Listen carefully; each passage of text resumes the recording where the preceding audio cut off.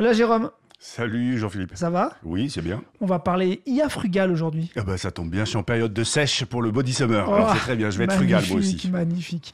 Allez, on se lance ? Allez, c'est parti. C'est parti. Parlez-moi d'IA. Mesdames et messieurs, bonjour. Je suis un super ordinateur Carl, cerveau analytique de recherche et de liaison. C'est une machine qui ressent les choses. On nous raconte n'importe quoi sur l'IA. Alors, qu'est-ce que tu en dis, Kit ? Moi, je n'en dis rien du tout. Que la créativité, elle reste du côté de l'humain. Bonjour à toutes et à tous, je suis Jean-Philippe Clément, bienvenue sur Parlez-moi d'IA. Nous avons 30 minutes pour essayer de mieux comprendre ces nouveaux outils sous leurs aspects sociétaux, culturels, sociaux, éthiques, un peu techniques et pourquoi pas politiques. Cette semaine, on va se demander si on peut rendre l'IA un peu plus acceptable d'un point de vue environnemental avec la publication d'une nouvelle norme AFNOR sur l'IA frugale. Cause Commune, 93.1 FM. Vous êtes bien sur Cause Commune, la radio des possibles. Merci à notre directeur d'antenne Olivier Gréco de nous permettre cet espace de liberté et d'échange. Cause Commune que vous pouvez retrouver sur le web, cause-commune au singulier.fm, sur ses apps mobiles magnifiques, sur la bande FM 93.1 et le DAB+, et sur votre plateforme de podcast préférée. Si cette émission vous plaît, merci de vous abonner, mais surtout de prendre 3 secondes pour mettre 5 étoiles sur Apple Podcast, sur Spotify, le petit pouce sur YouTube. Bon, c'est notre seule récompense. Cela nous fait connaître et en plus, ça manipule les algorithmes. Et c'est cool de manipuler les algorithmes. Vous écoutez Parlez-moi d'IA. Grâce à la newsletter d'IAPulse, salut Olivier Martinez, j'ai pu rapidement retrouver les détails des dernières révélations de Google concernant son empreinte environnementale. Les gaz à effet de serre émis par Google ont augmenté ou auraient augmenté de 13% entre 2022 et 2023 et de 48% en seulement 5 ans. Cette augmentation est principalement attribuée à la consommation électrique croissante des centres de données, notamment pour soutenir le développement de l'intelligence artificielle. L'Agence internationale de l'énergie estime que cette consommation électrique des centres de données pourrait doubler d'ici à 2026. Alors, il compare ça à la consommation du Japon. Et là, on n'évoque que l'énergie pour les data centers. On ne parle pas ni de la consommation en eau des centres pour les refroidir, ni des ressources nécessaires pour produire les serveurs et les devices qui sont utilisés pour ces IA. Bref, l'innovation a un coût environnemental indéniable, qu'il est désormais nécessaire de prendre en compte et d'amoindrir au maximum. Bon, facile à dire. Mais par où on commence ? Eh bien, un petit groupe d'experts s'est réuni autour du ministère de la Transition écologique et de la cohésion des territoires et aussi de l'AFNOR, pour concevoir une spec AFNOR, on va voir de quoi il s'agit, sous la forme d'un référentiel général pour l'IA frugale, afin de mesurer et réduire l'impact environnemental de l'IA. Et nous avons la chance d'avoir aujourd'hui avec nous et de recevoir la copilote du groupe de travail pour le ministère de la Transition écologique. Elle est ingénieure de formation, elle est chef de projet IA et transition écologique au sein de l'Ecolab, le laboratoire d'innovation au service de la transition écologique du Commissariat général de l'environnement et du développement durable. Je reprends ma respiration. Bonjour, Juliette Fropier. Bonjour. Merci d'être avec nous en plateau, le plateau de Cause Commune. Alors, parlez-moi d'IA, Juliette, mais d'abord, peut-être présentez-nous l'Ecolab, le laboratoire d'innovation au service de la transition écologique. Comment celui-ci aborde les questions en fait liées à l'IA ? Quelle est sa contribution à la stratégie nationale ? Enfin, voilà, comment il travaille sur l'IA, cet Ecolab ? Oui, effectivement. Donc déjà, pour replacer l'Ecolab, comme vous l'avez dit, c'est le laboratoire d'innovation du ministère de la Transition écologique qui essaye d'accompagner les projets innovants à la fois dans la sphère privée et dans la sphère publique. Donc avec une partie accompagnement des startups et PME qui développent toutes sortes de projets innovants, à la fois du low-tech, mais aussi de l'IA, de la data, au service de nos politiques publiques de transition écologique. Et c'est aussi le rôle d'Ecolab que d'accompagner le ministère, les services du ministère, tous les services métiers. Donc c'est un très gros ministère, le ministère de la Transition écologique, qui recouvre les transports, l'aménagement, le bâtiment, les affaires maritimes, etc., etc. Et donc, tous ces services peuvent avoir besoin de data, d'IA pour améliorer leur travail au quotidien, pour gagner en efficacité. Donc, on va accompagner ces services au sein du ministère. On essaye aussi d'encourager les collectivités territoriales, donc les régions, les départements, les villes, à se saisir de l'IA aussi sur le terrain. Donc, toutes les collectivités, finalement, ce sont elles qui font la transition écologique sur le terrain. Et parfois, elles peuvent utiliser l'IA comme un outil intéressant pour mieux connaître ce qui se passe sur leur territoire, mais aussi pour mieux anticiper et ainsi faire des actions d'aménagement sur leur territoire, que ce soit par exemple pour les réseaux d'eau, pour la consommation énergétique de leurs bâtiments, etc. Vous, au sein d'Ecolab, vous êtes combien à peu près? C'est une équipe de combien Ecolab? C'est une équipe d'une 40aine de personnes. Et les profils? Des profils d'ingénieurs, data scientists, chefs de projet. Et donc moi particulièrement sur l'IA, j'ai élaboré la stratégie IA du ministère à travers une feuille de route IA et transition écologique qui a plusieurs axes, notamment, donc, je le disais, sur les collectivités, sur les entreprises et sur nos services en interne. Et puis, je fais le lien avec tous les autres ministères. L'IA est un sujet extrêmement transversal. Donc, on a effectivement beaucoup de travaux en lien avec le ministère de l'économie, le ministère de la santé, de la recherche, de l'enseignement supérieur, etc. Vous aviez contribué au livre blanc de la communauté des acteurs de l'IA ? Oui, tout à fait. Donc, c'est l'Ecolab qui a rédigé ce livre blanc.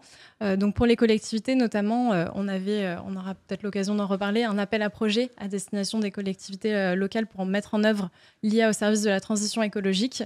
Et donc, on venait financer des projets d'IA dans les territoires, mais derrière, pour faire en sorte que ces projets diffusent, que d'autres collectivités s'en saisissent, on avait monté cette communauté et on avait mis à disposition donc des bonnes pratiques pour monter des projets d'IA en collectivité au service de la transition écologique, parce que bien sûr, dans les collectivités, c'est un sujet nouveau, l'IA, et il y avait besoin de ressources finalement pour s'en saisir. Alors, je ne sais pas si on aura le temps d'en parler.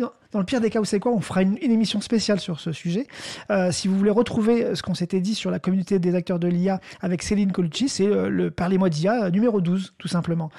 Ok, très bien. On comprend mieux du coup comment Ecolab se place dans la sphère globale autour du ministère. Alors du coup, si on rentre un peu dans le vif du sujet, comment cette nécessité de créer cette spécification finalement a vu le jour? Pourquoi tout d'un coup on se dit allez, il faut qu'on crée une spec? Qui est-ce qu'on met autour de la table pour faire ça? Oui, donc j'ai évoqué un appel à projet démonstrateur d'IA au service de la transition écologique dans les territoires. Et dans cet appel à projet, le ministère est venu financer des projets d'IA assez concrets. Et bien sûr, en disant on veut faire de l'IA au service de la transition écologique, il nous a apparu très tôt qu'on ne pouvait pas faire de l'IA au service de la transition écologique sans penser, bien sûr, l'impact environnemental de l'IA lui-même, avec une contrainte forte donc sur une analyse coût-bénéfice, le bénéfice de l'IA pour la transition versus son coût, et bien montrer donc qu'on avait un apport qui était supérieur à son coût. Pour faire cela, on a demandé à donc, tous les candidats aux appels à projets d'utiliser un outil qui s'appelle Green Algorithm, qui est en ligne, qui est open source, qui permet d'estimer la consommation énergétique et l'impact carbone de l'entraînement et des inférences des modèles d'IA. Et en fait, ce qu'on a vu assez vite, c'est que les chiffres qui nous étaient remontés lors de cet appel à projet n'étaient pas du tout comparables parce que les différents candidats avaient rempli l'outil de manière pas tout à fait similaire. Donc certains, par exemple, pour l'entraînement, prenaient en compte toute la phase d'entraînement, donc en prenant en compte des modèles intermédiaires, des recherches d'hyperparamètres qui prennent du temps et qui consomment aussi de l'énergie de la ressource, quand d'autres prenaient en compte juste l'entraînement du modèle final. Sur les inférences, certains regardaient une utilisation par mois, par année, oui, juste par inférence. Et chacun faisait ses choix en fait pour voir ce qu'il voulait mesurer et avec une homogénéité pas totale, quoi. Exactement, chacun faisait sa méthode et derrière on a regardé s'il existait déjà des méthodologies partagées. On sait que quand on mesure un impact environnemental, généralement on a donc des méthodes partagées, ce qui s'appelle des référentiels de catégories de produits. On en a une qui existe déjà qui a été publiée par l'ADEME sur les services numériques, donc, qui est très globale.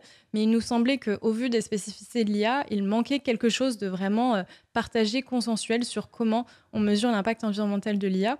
Et il y avait cette volonté donc, d'avoir cette méthode sur du quantitatif. Mais derrière, comme les articles finalement affluent sur le domaine de l'IA, mais qu'on n'a pas encore aujourd'hui de consensus sur toutes les bonnes pratiques qui sont possibles pour une organisation à mettre en place, on s'est dit qu'il fallait faire à la fois une partie quantitative sur un référentiel méthodologique et à la fois un recensement des bonnes pratiques qui sont partagées par la communauté. Et ça, vous l'avez fait avec de très nombreux acteurs. Il y a beaucoup de monde autour de la table. À partir de quel moment exactement ? Alors, on a fait une réunion de lancement le 15 janvier. C'est ça, dès le début de l'année, quoi, tout simplement. Dès le début de l'année. Et la spec est déjà publiée. Et la spec est déjà publiée. On s'est mis une contrainte très forte en temps parce qu'on sait que ça l'IA va très vite. Ouais, voilà, on a tous les jours de nouveaux modèles, de nouvelles fonctionnalités. Et on se disait qu'on ne pouvait pas attendre. Donc, dès le début, on s'est dit il faut qu'on fasse en 6 mois. Donc, beaucoup de monde autour de la table, des universitaires, des écoles, des instituts de recherche, mais aussi des clusters d'entreprises, des entreprises. Est-ce que vous pensez que les entreprises innovantes, elles sont prêtes à finalement regarder et à développer leurs produits, je vais utiliser un gros mot, sous contrainte environnementale? Est-ce qu'elles sont prêtes déjà ? Déjà, est-ce qu'il faut le voir comme une contrainte ? Pas forcément. Mais oui, effectivement, je pense que déjà, on avait autour de la table un grand nombre d'acteurs, surtout français. Et aujourd'hui, on cherche des éléments de différenciation aujourd'hui sur nos offres françaises en IA. Et on a des clients, je pense, en France qui sont assez regardants sur l'impact environnemental, ne serait-ce à commencer que par la puissance publique. J'allais vous le dire, la commande publique. Voilà, qui est fortement consommatrice, qui va être et qui l'est déjà consommatrice d'IA et qui va acheter donc des systèmes d'IA et qui va demander du coup des choses derrière, des allégations, des mesures de l'impact environnemental, des modèles qui lui seront proposés. Et donc, ces entreprises, elles sont finalement assez demandeuses de pouvoir se différencier sur ces sujets-là. Et de toute façon, on a aussi à l'intérieur de ces entreprises juste des personnes que ça intéresse, qui n'ont pas envie de développer de l'IA pour de l'IA, mais qui ont bien envie aussi de penser cet impact environnemental et donc l'usage qui est derrière aussi. C'est un secteur qui est très accompagné en ce moment, qui est très aidé. Est-ce qu'on peut imaginer qu'à un moment donné, ces aides, elles soient tributaires aussi de cette façon d'aborder l'IA, d'être un peu plus frugal pour pouvoir obtenir les aides conséquentes ? Oui, tout à fait. Donc, il y a un très grand volet de France 2030, qui est le programme d'investissement de l'État, qui est dédié à l'IA. Donc, le programme dont je vous parlais, la démonstrateur d'IA pour la transition écologique, il fait partie de France 2030. Et il a été pionnier dans l'intégration de critères environnementaux pour donc l'évaluation des projets. Maintenant, surtout les appels à projets sur l'IA générative notamment, et on sait que l'IA générative est la technologie d'IA qui est la plus fortement consommatrice de ressources, on aura ces mêmes critères environnementaux qui se baseront aussi en plus maintenant sur le référentiel. Et donc on va rentrer dans le vif du sujet. Cette spec, donc c'est pas une norme, c'est pas un règlement, c'est une spec. Alors c'est quoi une spec AFNOR ? Si vous pouvez nous expliquer ce que c'est une spec AFNOR, c'est quoi ? C'est un consensus ? Oui, alors une spec, c'est une quasi-norme, on va dire. C'est pas encore une norme parce qu'une norme prend du temps et il ne nous paraissait pas opportun aujourd'hui de faire une norme franco-française. On pourra en reparler, mais sur le règlement IA, il y a une demande de normalisation qui va être faite sur le sujet de l'impact environnemental et notamment de la consommation énergétique et en ressources des systèmes d'IA. Et donc, ce qu'on voulait, via la spec AFNOR, c'est avoir une pré-norme qui nous permette à la fin d'avoir un document qui a été élaboré avec un grand nombre de personnes qui a dû donc obtenir un consensus, document qui nous servirait de base ensuite pour le porter au niveau européen. Et là, cette fois-ci, vraiment rentrer dans la normalisation qui peut être des processus. C'est les Français qui proposent le document Martyr de cette réflexion-là. Exactement, c'était la volonté que la France, de manière générale, sur l'impact environnemental du numérique est très en lead. C'est quelque chose qui est assez peu regardé par les autres pays. Et sur l'impact environnemental de l'IA, il me semble qu'il faut qu'on pousse cette ambition d'avoir une méthodologie partagée le plus vite possible. Alors, quand on fait une spec comme ça, le premier élément qu'on doit mettre en avant, c'est de se mettre d'accord sur les définitions. Donc, il y a un gros travail de définition. Pour vous, c'est quoi les définitions les plus importantes sur lesquelles vous vous êtes mis d'accord, finalement ? Oui, alors les définitions qui ont pris le plus de temps, finalement, elles sont dans le titre. C'est l'IA frugale. Qu'est-ce qu'on met derrière ? Rien à voir avec la sèche. Comment vous pouvez l'évoquer en introduction ? Non, rien à voir. En fait, déjà, on a 2 termes dans IA et frugal qui ne sont pas faciles à définir. Ouais. Sur le règlement européen IA, les différentes parties ont mis énormément de temps avant d'arriver à une définition qui a fait consensus. Bon, pour ça, c'est bien parce qu'on s'est dit, on va reprendre la définition du règlement européen IA. Après, on s'est quand même posé des questions. Est-ce qu'on prend en compte que l'IA générative, toute l'IA, etc., etc. On s'est dit, on va faire global, on va garder la définition du règlement européen IA. Et ensuite, sur la frugalité, en fait, c'est un terme qui se rapproche un peu du terme de sobriété, qui n'a pas non plus de définition très posée. Et donc, quand on le rapproche de l'IA, il y a certains qui disaient, mais l'IA ne peut jamais être frugale, puisque une IA consomme de l'énergie par essence de toute manière. Et donc, pour eux, dire frugale, c'était comme dire une IA verte. presque un non-sens de parler d'IA verte, puisque forcément, il y a un impact environnemental derrière. Mais ce qu'on a voulu dire derrière Frugal, on a voulu différencier l'efficacité, l'efficience et la frugalité. Parce qu'aujourd'hui, dans beaucoup d'entreprises, et notamment dans les grandes entreprises du numérique, on nous parle toujours d'efficacité. On nous dit, mais oui, mais on va faire des réductions en optimisant ceci, cela. Derrière la frugalité, ce qu'on voulait aussi mettre, c'était d'abord se poser la question de l'IA. Toujours se dire que l'IA frugale, c'est une IA qui s'est posée, où on s'est posé la question dans la conduite de projet, est-ce qu'on a vraiment d'IA par rapport à d'autres solutions qui sont moins consommatrices. On va y revenir. Voilà. Et c'est aussi une IA, du coup, où on s'est dit que le niveau de résultat n'était pas forcément l'enjeu le plus important. C'était la contrainte sur les ressources qui était l'enjeu le plus important, alors que quand on parle d'efficacité, c'est vraiment le niveau de résultat. On se dit qu'on veut avoir bon dans 99% des cas, et c'est ça qui va driver tout le projet, alors que dans l'IA frugale, on veut remettre en cause cet objectif. On sent bien dans Désolée de vous couper, j'ai une question pour l'invité. Mais bien sûr, Elisa. Allez-y, je vous en prie. C'est quoi être au monde ? Ah oui, carrément, d'accord. Donc là, Elisa, je vous en ai parlé hors antenne, vous demande tout simplement, parce que visiblement, elle voit la liaison entre le frugal, l'environnement, le monde, j'imagine. J'essaie de faire les corrélations potentielles. Est-ce que vous avez... on sort beaucoup de l'aspect CAFNOR, là, pour le coup. Est-ce que vous, de votre point de vue, est-ce que c'est quoi d'être au monde ? Je pense que, bon, déjà, c'est effectivement très dur de répondre à cette question qui est très large. Désolée, je ne maîtrise pas du tout cette IA. Oui, on va dire que si je peux, je vais essayer de faire des rapprochements avec ce dont on parle.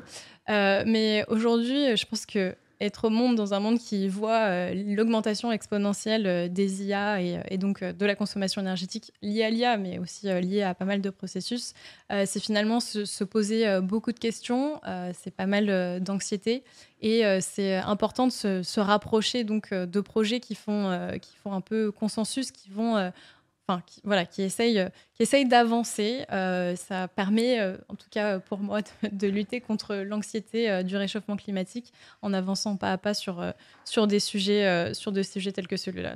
Ça crée un être au monde plein d'espoir. Exactement. Bon, super. Merci pour ces premiers partages. Je vous propose qu'on fasse une pause musicale.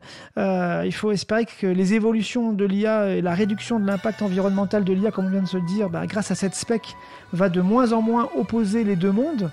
Moi, je vous propose d'écouter donc un morceau qui s'appelle Duel World, les deux mondes, et qui est un beau mariage en fait entre l'électro française, puisque c'est le groupe Alta, et le rap US, et ça ferait vraiment un morceau hyper intéressant à écouter. Nobody had any headgear on. Our palms worn heavy in them sweaty 16s. Our arms more spaghetti than an M16. He wanna hummy with his pops is looking on. I swear the army robbed him of his every charm. Front lawn, he's drinking and hollering, let's get it on. His son was thinking that spar me would get a nod. I sneaked a 3 and from the 1 I quit instantly, thinking if we bleed then we was done. He didn't see it as a win, but he couldn't see them as they come. And as I turned and tried to leave, he then hit me in my sternum. I wasn't breathing, bent, heaving, seething, needing the moment he was beaming, chest beating and bleeding from the nose. And yet the feeling of defeating me was fleeting as he rose to see his father drunk and sleeping. And it goes on with the pen and the scene for a sword. You will know it's me by the king on the floor. We living in the new world. We living in the new world. When you meet the swordsman, freedom with a sword. Save all the poetry there for the Lord. We living in the new world. We living in the new world. We living in a dual world. I'm in love with two girls. One wants me to fight for her, the other in flight for her. They tell me I'm bright, but I still ain't got a light for the darkness in my mind, where I find I'm never right for them. Yeah, that's the problem with anxiety ignited by them. They can solve it by absolving, cause it's my problem. You see, the pressure to please means the pressure don't cease, but with my pen I am your Caesar now. Pleasure me queen, outside a pen I am neither a jester, a king. I rule nothing, a ruler who can't measure a thing. Even my joy puts me in debt, man, I can leverage a thing. I bet in hell they all sing, I love's a pleasurable thing. They try to sell you a ring, only the profit on the process, not the losses, no the answer, no the nonsense. Talking all that sickness and health, taking pictures of themselves, then they pick on someone else when they get nauseous. Come on. Born with the pen and the scene for a sword. You will know it's me by the king on the floor. We living in the new world. We living in the new world. When you meet the swordsman, freedom with a sword. Save all the poetry there for the Lord. We living in the new world. We living in the new world. Yeah. Sometimes it is what it is and that's that. Sometimes you give what you can't get back. When you put your heart on the line, that's flat. Now when I put my heart on the line, that's rap, yeah. Sometimes as kids, we just want to attack before our guard is attacked. When we don't know how to give or how we ought to attach. Eye of the tiger, the fire with fire until we all there tired at the end of the match. And at the end of the match, it's my hand at a safe distance with a pen, imagining we could behave different. Is it really brave or just escapism? Kids play, adults play, you know. Hey. Merci le groupe Alta, vous êtes toujours sur Cause Commune, la radio FM 93.1 à Paris. Toujours Parlez-moi d'IA, toujours l'épisode où on découvre la spécification AFNOR et les recommandations qui peuvent produire une IA plus frugale avec moins d'impact environnemental. Juliette, on a évoqué donc du coup les définitions. À un moment donné dans les définitions, vous revenez sur quelque chose qui est important et que vous avez déjà évoqué en première partie, qui est la notion de cycle de vie de construction de l'IA. Et pour faire en sorte que chacun des acteurs, j'imagine, compte bien tout ce qui concerne la consommation de l'IA et les impacts de l'IA dans les différents éléments du cycle de vie. Alors, c'est quoi le cycle de vie de l'IA avec toutes les étapes qu'il ne faut pas oublier ? Oui, alors donc effectivement, quand on fait une évaluation environnementale, ce qui est très important, c'est de parler du périmètre. Donc, qu'est-ce qu'on met dedans ? J'en ai un peu discuté au début. On peut facilement oublier des choses, se dire que tout ce qui compte, c'est l'entraînement du modèle final. Finalement, on voit beaucoup de chiffres aussi qui sont beaucoup. Il n'y a pas tant de chiffres, on pourrait y revenir. Les données sur l'impact environnemental de l'IA, on n'en voit pas beaucoup qui sont publiques. Mais les quelques chiffres qu'on voit, ils sont focalisés sur l'entraînement qui a un impact important. Mais en fait, aujourd'hui, sur les grands modèles de langage, ceux qui sont disponibles en ligne, tels que ChatGPT, par exemple, c'est vraiment l'utilisation qui drive la consommation énergétique parce qu'on a des millions d'utilisateurs chaque jour. Et donc, il faut partir... Nous, ce qu'on a dit, c'est qu'il faut prendre en compte tout le cycle de vie. Et donc, il faut partir vraiment du moment de lancement, du cadrage du projet, jusqu'au moment de ce qu'on appelle la fin de vie. Donc, dans une analyse en cycle de vie, ça va vraiment du tout début du projet jusqu'au moment où on se décide qu'on arrête le projet. Ouais. Et du coup, on peut avoir des infrastructures à démonter, qui etc. vont avoir une conséquence environnementale. Exactement. Et parce qu'en fait, dans l'analyse en cycle de vie, il y a à la fois le fait de prendre en compte toutes les différentes étapes du cycle de vie, mais aussi prendre en compte plusieurs indicateurs. On parle beaucoup de consommation énergétique, d'impact carbone, mais vous l'avez cité au début, il y a la consommation en eau qui commence à nous faire de plus en plus peur, puisqu'on voit qu'il y a sur des data centers une énorme consommation d'eau qui, lorsqu'on est dans des périodes de sécheresse ou de forte chaleur, va venir en concurrence avec d'autres usages. On voit aussi qu'on a de plus en plus de data centers qui s'implantent par exemple en France, mais partout dans le monde, qui fait de la consommation d'espace, souvent d'espace naturel. Et puis derrière, c'est des ressources minières. Derrière l'IA n'est pas du tout immatérielle. Il y a tous ces data centers avec à l'intérieur des serveurs et qui utilisent du coup des métaux rares pour être construits. Métaux rares qu'on ne produit pas en France. Et donc, il y a aussi tout un enjeu stratégique autour de ces métaux. Et donc, au maximum, il faut réduire l'impact environnemental de manière globale sur tout le cycle de vie et sur tous ces indicateurs. Donc la SPEC, elle appuie effectivement sur la bonne compréhension du cycle de vie de l'IA qu'on est en train de mettre en place et tous ces indicateurs environnementaux, donc épuisement des ressources, consommation énergétique, acidification des océans aussi. Et du coup, quel référentiel on utilise? Comment on fait aujourd'hui quand on veut, effectivement, on est de bonne foi, on voit tous les cycles de vie de l'IA, on voit tout ce que ça peut provoquer. Comment on fait cette mesure? Comment on arrive justement à mesurer ces impacts-là? Quel référentiel on utilise pour le faire? Alors, il y a plusieurs choses dans votre question. Il y a d'abord les données qui sont, je dirais, le nerf de la guerre. Sur, par exemple, des entraînements de modèles, on peut aller mesurer directement. Donc, il y a des choses qu'on mesure très facilement. Par exemple, la consommation énergétique ou la consommation en eau. Il suffit d'aller voir les factures d'électricité ou les factures en eau. On a de la donnée, j'appellerais de la donnée primaire. Par contre, sur, par exemple, l'épuisement des ressources naturelles, donc ce que je disais, le fait qu'on utilise beaucoup de métaux, en fait, on n'a pas forcément toutes les données sur mon processeur que j'ai acheté.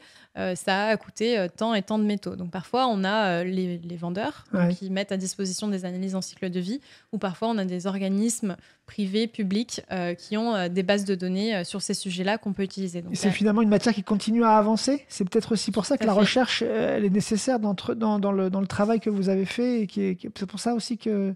Tout à fait, effectivement, l'impact environnemental du numérique, c'est un sujet qui émerge, qui est fortement encore en construction, on va dire, avec beaucoup de papiers de recherche qui sont publiés assez régulièrement. C'est notamment pour ça que dans la SPEC, on a voulu intégrer un certain nombre de chercheurs, parce qu'on avait besoin de cette base. Si on avait été qu'entre entreprises et administration, je pense qu'il nous aurait manqué un peu de recul en fait, sur l'état de la connaissance et sur l'état de la recherche sur ces sujets-là.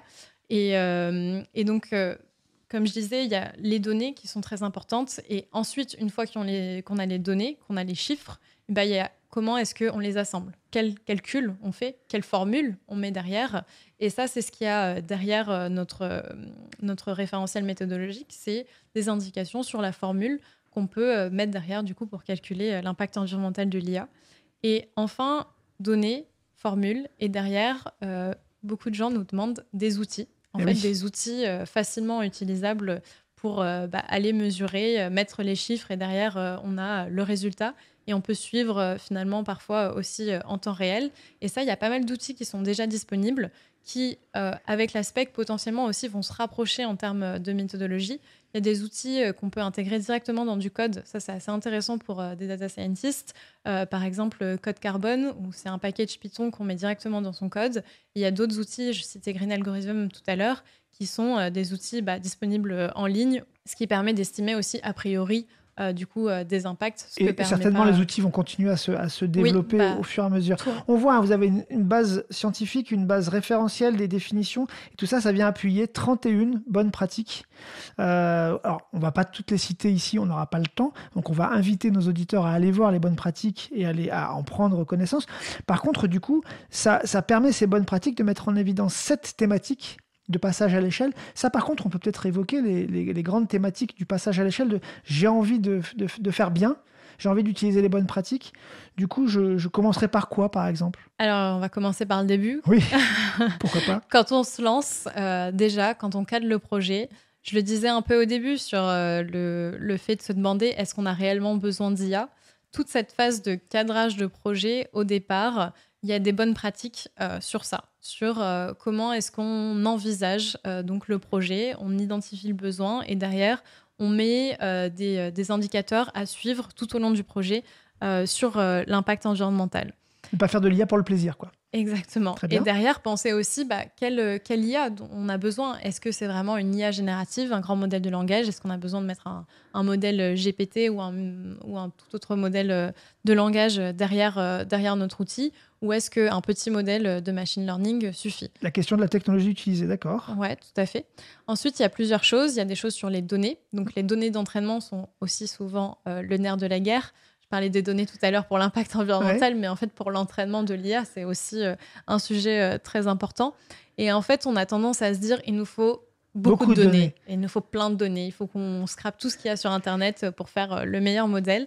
En fait, pas forcément. On voit que quand on choisit bien ces données, bien structurées, de bonne qualité, etc., on a des meilleurs modèles qui aussi sont beaucoup plus fiables. Donc, c'est intéressant d'aller voir, de se restreindre aussi donc, sur la quantité de données, de se restreindre donc, sur la complexité des modèles, on en a parlé, de penser aussi du coup les infrastructures qu'on met derrière, de combien de GPU on a besoin, est-ce qu'on a besoin de les faire tourner en permanence, est-ce qu'on les fait tourner de manière différenciée selon, par exemple, les moments où le réseau énergétique est beaucoup plus pris. Et derrière, donc ça, on va dire, il y a pas mal de bonnes pratiques qui sont sur le côté technique des choses, sur la manière de coder, sur la manière d'optimiser, sur les données, sur les ressources. Et derrière, il y a aussi des bonnes pratiques qui sont plus globales, qui sont sur vraiment la conduite du projet. Donc, je l'ai dit au début, mais aussi tout au long du projet. Gouvernance, ouais, sur la gouvernance, être capable de se poser la question, est-ce qu'il faut toujours y aller ? Et des fois, se dire qu'il faut potentiellement arrêter le projet lorsque on voit que l'intérêt n'est pas si fort que ça pour l'organisation. Bon, on recommande à nos auditeurs donc du coup d'aller se documenter auprès de la SPEC AFNOR IA Frugal. Si vous deviez faire une recommandation particulière à quelqu'un qui se lance dans un projet d'IA sur ce sujet-là, vous lui diriez quoi en premier ? Alors, c'est une bonne question, mais peut-être la première chose, je pense que le référentiel méthodologique sur le calcul, il peut être peut-être dur à lire, pourtant c'est notre chapitre 2, mais le chapitre 3 est du coup sur les bonnes pratiques, les 31 bonnes pratiques, et celles-là, je pense qu'elles sont assez abordables, et elles ont été pensées finalement dans la continuité, donc commencer par lire ces bonnes pratiques au fur et à mesure, je pense que c'est un bon début. Sans se faire peur avec les éléments trop techniques. Sans se faire peur tout de suite avec effectivement les éléments techniques d'évaluation environnementale. Très bien, c'est l'heure de conclure. Merci beaucoup Juliette Frepied. Et du coup, on retrouve la spec sur le site d'Ecolab, greentechinnovation.fr/Ecolab. Merci pour tous ces partages. Bonne route à l'IA Frugal. C'est top que la France montre la voie. Merci beaucoup.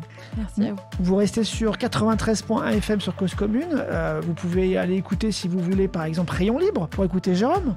Et puis là, tout de suite, c'est les lapsus de l'actu parce qu'on est samedi matin. Allez, bon appétit. À bientôt.